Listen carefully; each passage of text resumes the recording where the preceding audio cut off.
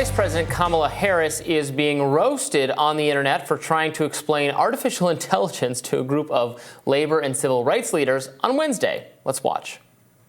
And I think the first part of this issue that should be articulated is AI is kind of a fancy thing. It's, first of all, it's 2 letters. It means artificial intelligence. But ultimately what it is it's about machine learning. And so the machine is taught.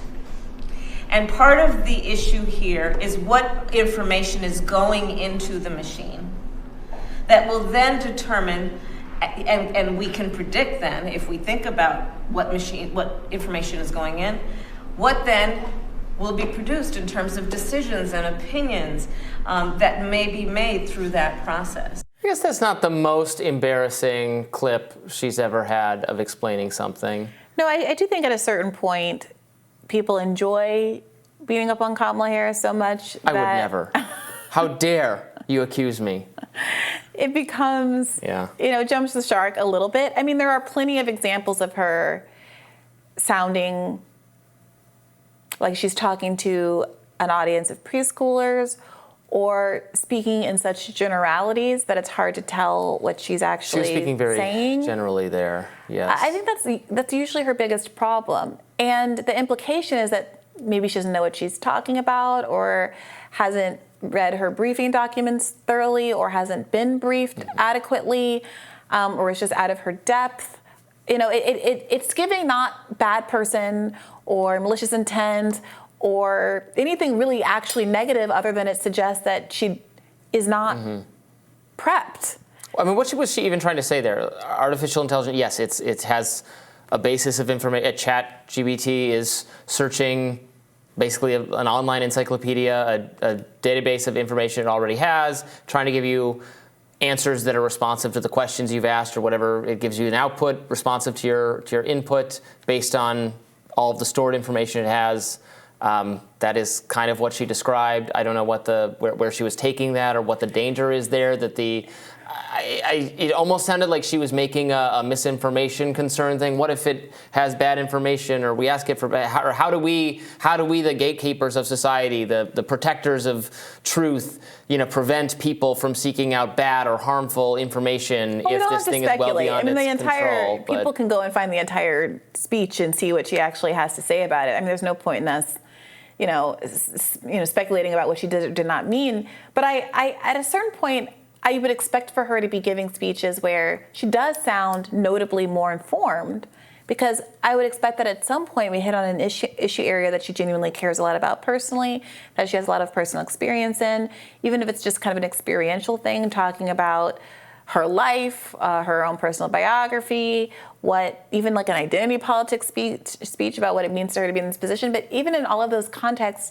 she tends to sound sort of vague. And that's what's invited so many comparisons to Julia Louis-Dreyfus's character from the TV show Veep. And you can Google it and find innumerable supercuts of them back to back, in which it almost feels like the truth is much stranger than fiction. Of course, the fact that the Veep archetype existing indicates that it's not just Kamala Harris. The Veep came out long before President Biden was even a gleam in the eye.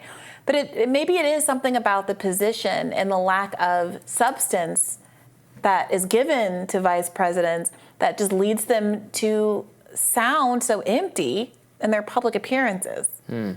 Well, here is another recent speech from the Veep, which was also characterized as a word salad. Let's watch.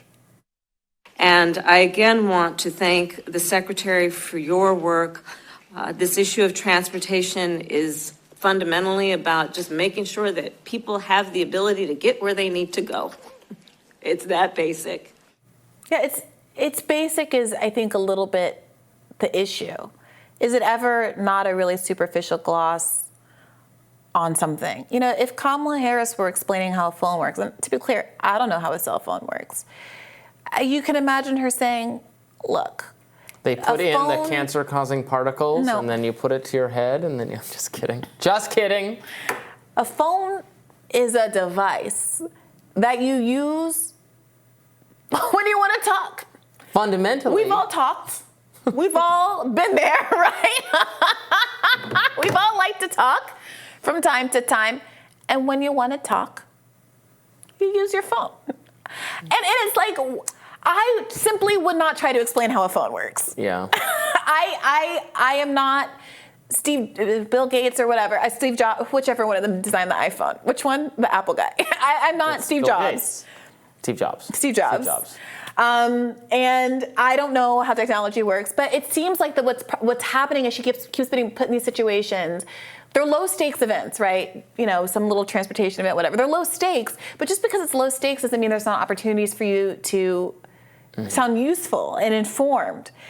And I wonder what she makes of it, because she cannot be unaware of how much she's getting pilloried for these kinds of moments. There have been, this isn't even from the right, there was a Daily Show bit about how she sounds just like Veep. And either she doesn't care and she thinks it's all in good humor and it's funny.